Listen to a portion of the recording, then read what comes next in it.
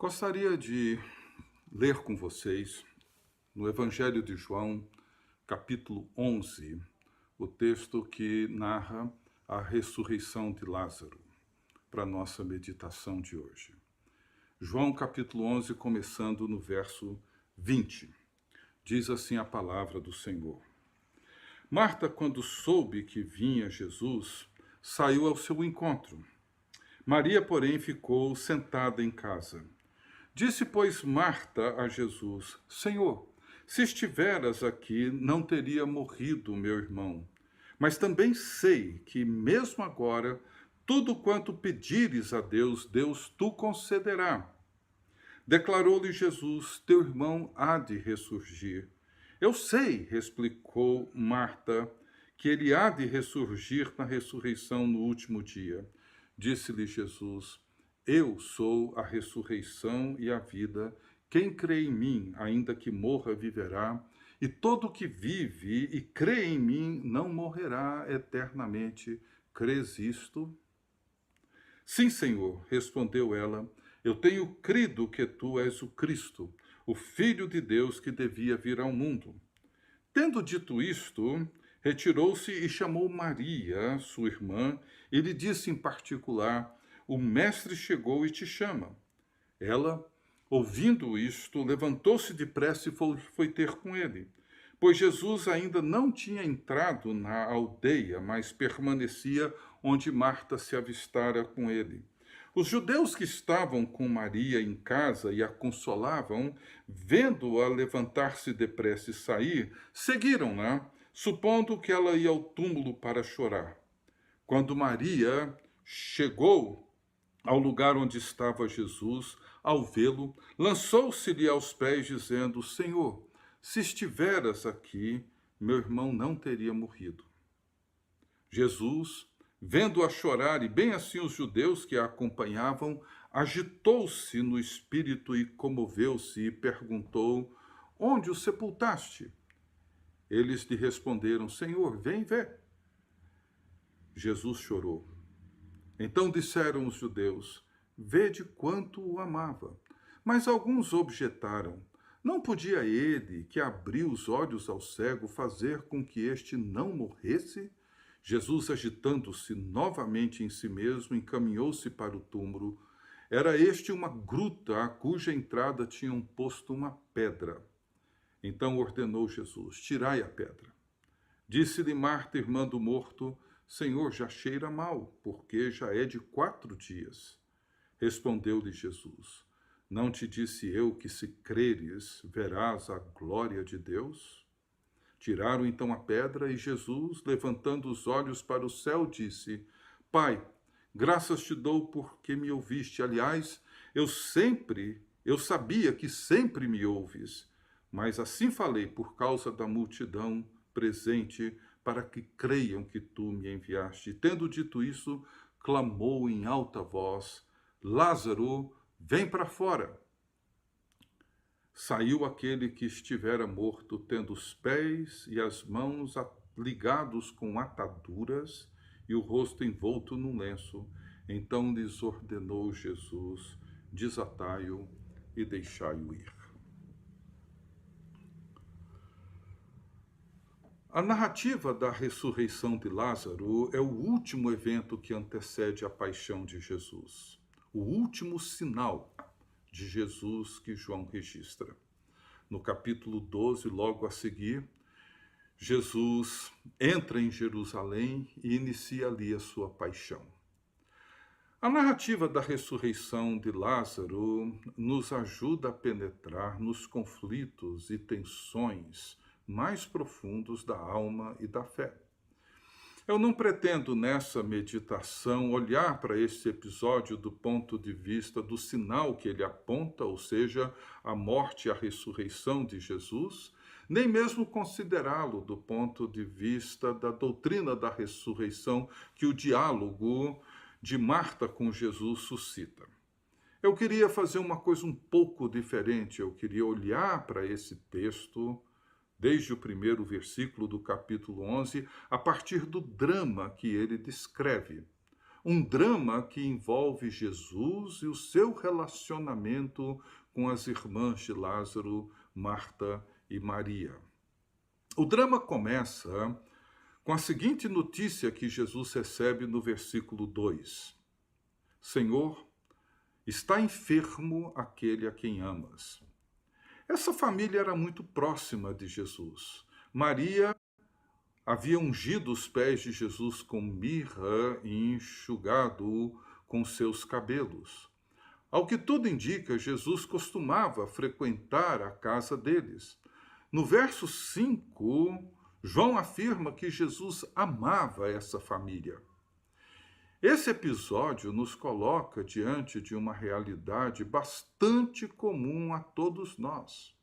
Veja, Marta e Maria são pessoas próximas e íntimas de Jesus, que são amadas por ele, mas que se sentem frustradas com a forma como Jesus trata o momento mais crucial de suas vidas, que foi a enfermidade e a morte do seu irmão Lázaro. Mesmo sabendo da enfermidade de Lázaro, Jesus ele permanece tranquilo e diz que a enfermidade de Lázaro não era para a morte, mas para que se manifestasse a glória de Deus, no verso 4. E deliberadamente ele espera mais 2 dias antes de seguir para a casa dos seus amigos em Betânia. Quando ele chega, Lázaro já estava morto e sepultado há 4 dias. E o que acontece entre Marta, Maria e Jesus é muito semelhante à dinâmica que qualquer um de nós experimenta quando enfrenta uma crise, um drama, o sofrimento. Marta e Maria, elas, num certo sentido, elas responsabilizam Jesus pela morte de Lázaro. Ambas dizem a mesma coisa em momentos diferentes. Se o Senhor estivesse aqui, o nosso irmão não teria morrido. Isso, por um lado, revela a fé que ambas tinham em Jesus. Elas criam que Jesus tinha o poder de curar o seu irmão. Mas, por outro lado, essa afirmação delas é também uma maneira de responsabilizar Jesus pela morte do irmão. Se o Senhor estivesse aqui, nada disso teria acontecido. Marta afirma que cria que Jesus era o Cristo, o Messias, o Filho de Deus que devia vir ao mundo. E, num certo sentido, Marta, e eu vou usar aqui essa expressão, ela pressiona Jesus para que Jesus seja quem ele afirma ser, o Senhor da vida. O relacionamento com Deus é vivido sempre em meio a conflitos e tensões, principalmente se este relacionamento traz consigo a marca da amizade, da intimidade, porque, no fundo, esperamos que um relacionamento assim nos proporcione segurança, tranquilidade, alegria, paz. Mas quando a crise chega, percebemos que as coisas não são tão simples assim. Nossa expectativa, muitas vezes romântica, de um relacionamento amoroso e íntimo tende a ser superficial, bem mais superficial do que real. Se queremos entrar e participar de um relacionamento verdadeiro e transformador com Deus, nós precisamos aceitar as tensões e conflitos próprios deste relacionamento. Buscamos segurança e Deus nos coloca em situações de extrema vulnerabilidade. Buscamos uma vida de alegria e paz abundantes, e Deus muitas vezes nos leva a situações de profunda angústia e sofrimento. Porque nenhum relacionamento cresce, amadurece, aprofunda sem os conflitos e as tensões próprias deste processo. E esse é o caso de Marta e Maria. Elas precisam enfrentar um cenário de expectativas frustradas. E o pior, expectativas frustradas pelo próprio Jesus, que deliberadamente atrasa a sua visita ao amigo enfermo. Então veja, se por um lado Marta pressiona Jesus, se o Senhor estivesse aqui, nada disso teria acontecido, responsabilizando-o pela morte do seu irmão, Jesus pressiona Marta para uma fé mais viva, mais verdadeira, ao afirmar: eu sou a ressurreição e a vida, quem crê em mim, ainda que morra, viverá, e todo aquele que vive e crê em mim não morrerá eternamente. E ele olha para Maria, para Marta, e volta-se e diz a ela: você crê nisto? Você crê nisto? Marta sabe que o seu irmão está morto e sepultado há 4 dias.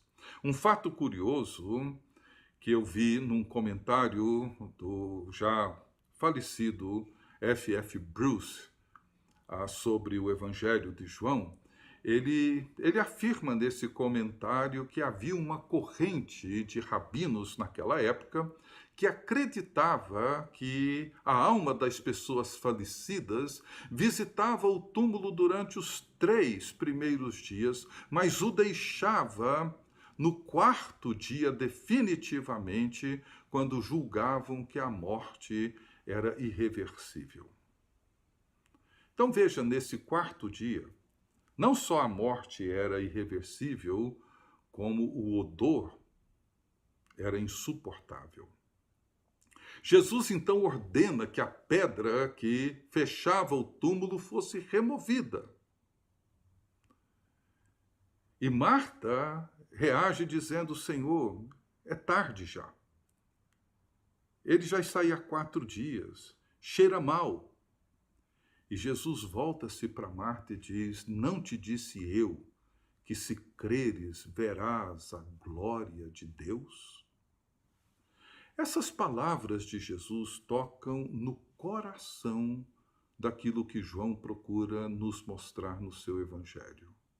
Não te disse eu que se creres verás a glória de Deus?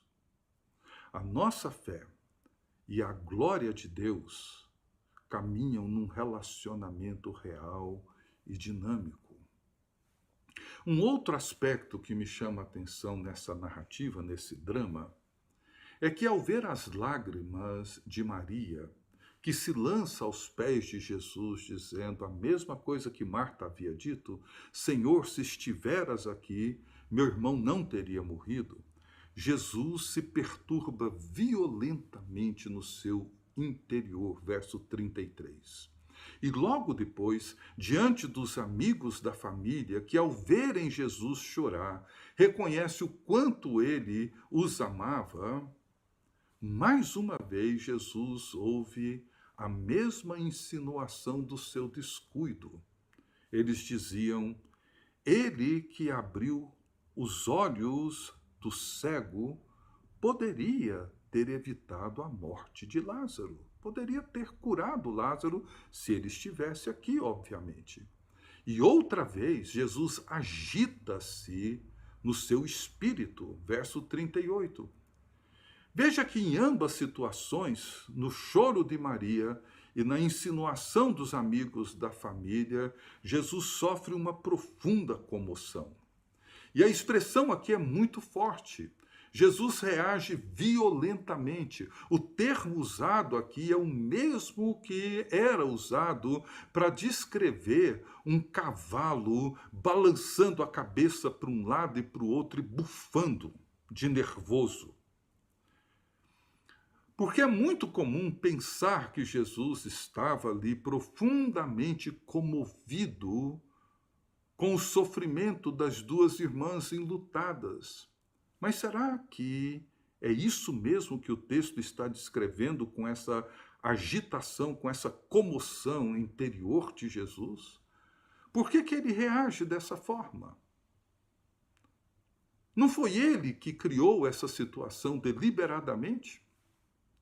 Não foi ele que disse, quando recebeu a notícia de que Lázaro estava enfermo, de que aquela enfermidade não era para a morte, e sim para a glória de Deus, a fim de que o Filho de Deus fosse por ela glorificado, verso 4. Ele mesmo disse a alguns discípulos que decidiram ir com ele até Betânia que Lázaro não estava morto, apenas dormia. E depois de uma pequena confusão entre eles, Jesus afirma claramente: Lázaro morreu, no verso 14. Ele disse a esses mesmos discípulos que estava alegre por não ter chegado a Betânia antes, para que os discípulos pudessem crer nele. Verso 15. Não foi ele que disse a Marta, diante de sua insinuação de negligência: eu sou a ressurreição e a vida, quem crê em mim, ainda que morra, viverá? Você crê nisso? Por que então Jesus se agita no espírito e se comove por 2 vezes? Não foi porque ele não soubesse de nada disso. Para mim, a comoção de Jesus tem a ver com a forma como Marta, Maria e os seus amigos estavam reagindo diante daquela situação. A forma como a fé deles era demonstrada naquele drama, naquele cenário. Nós sabemos que todo o Evangelho de João é sobre a glória de Deus. E se não entendermos o tipo de relacionamento que Jesus está provocando em sua conversa com Marta e Maria, dificilmente nós entenderemos e veremos os sinais da glória de Deus no mundo que vivemos. É sobre isso que eu quero chamar a sua atenção. Nós precisamos entender que a fé é um pré-requisito importantíssimo para vermos a glória de Deus, porque é através da fé que nós abrimos os nossos olhos para vermos aquilo que Deus está realizando no mundo, hoje, aqui e agora. Eu sei que há um grande mistério em torno disso, porém João, em mais de uma ocasião, ele nos mostra isso. João começa o seu evangelho dizendo que o Verbo se fez carne e habitou entre nós e vimos a sua glória. No capítulo 2, Maria, a mãe de Jesus, quando soube que o vinho na festa do casamento em Caná da Galileia tinha acabado, provoca Jesus para que ele faça alguma coisa. E Jesus, depois de transformar a água em um vinho de excelente qualidade, João afirma que ali deu Jesus início aos sinais e manifestou a sua glória, e seus discípulos creram nele. E o Evangelho de João segue com esses sinais da glória de Deus. Em Êxodo 33, Moisés, no Monte Sinai, entre o Egito e a Terra Prometida, ele ora e pede a Deus: mostra-me a tua glória. O que significa ver a glória de Deus? Alguma vez você já pediu a Deus isso? Mostra-me a tua glória. Ele quer ver a glória de Deus. Moisés, que já tinha visto tanta coisa, o mar se abrindo, água saindo da rocha, codornas voando em pleno deserto, maná caindo do céu. O que mais ele precisava ver? O que mais seria importante ver? E nos capítulos 12 a 21 de João, nós temos os eventos da Semana Santa. A morte e a ressurreição de Jesus, a semana que mudou o mundo. E Jesus diz em João 12, 23, é chegada a hora de ser glorificado o Filho do Homem. A hora chegou, o tempo chegou, o tempo da manifestação da glória de Deus. E Jesus segue dizendo, em verdade vos digo, se o grão de trigo caindo na terra não morrer, fica ele só, mas se morrer, produz muito fruto. A hora de Jesus ser glorificado chegou e o grão de trigo precisa morrer. Voltemos agora para Marta e Maria. A visão da glória de Deus que Marta e Maria têm o privilégio de ver nos diz algo sobre aquilo que acontece em nossas vidas e no mundo em que nós vivemos. Muitas vezes nos frustramos quando esperamos que Jesus faça as coisas de um jeito e ele não faz. Gostaríamos que ele estivesse aqui, mas ele demorou. E o pior aconteceu. Somos levados muitas vezes a responsabilizá-lo pelo sofrimento. Mas Jesus vem e nos leva a perceber que a fé envolve muito mais do que aquilo que as nossas expectativas criam. As frustrações provocam a necessidade de uma fé mais profunda. A necessidade de uma experiência real com o poder e com a bondade de Deus. Quando somos provocados por Deus, ele nos conduz aos lugares onde a verdadeira glória é experimentada como uma luz que penetra nas trevas que nos envolvem. É isso que Jesus provoca em Marta e Maria. Não te disse eu que se creres verás a glória de Deus? Essa enfermidade não é para a morte, é para a glória de Deus.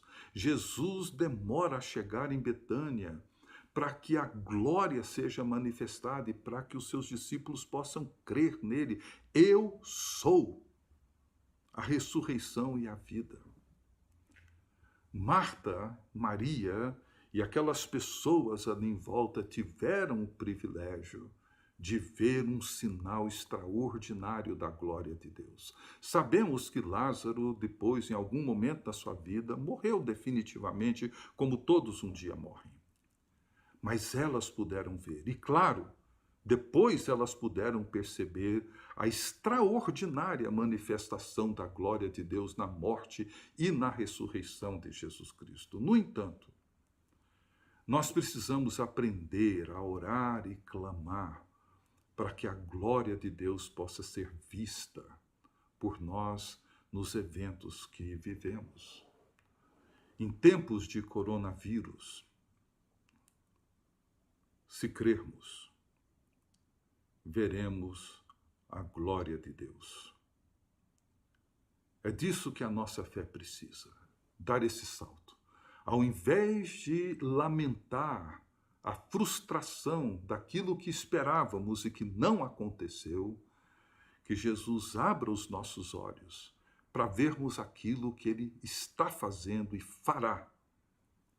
E que se nós crermos hoje, aqui agora, veremos a sua glória. É por isso que a oração do Pai Nosso termina com essa doxologia extraordinária, que eu oro todos os dias, repito todos os dias, várias vezes ao dia, porque teu é o reino, teu é o poder e tua é a glória. Reino, poder e glória. É isso que a fé precisa produzir em nós. É isso que precisamos ver hoje. Se creres, se você crê, se eu, todos nós, se crermos, veremos a glória de Deus. Amém.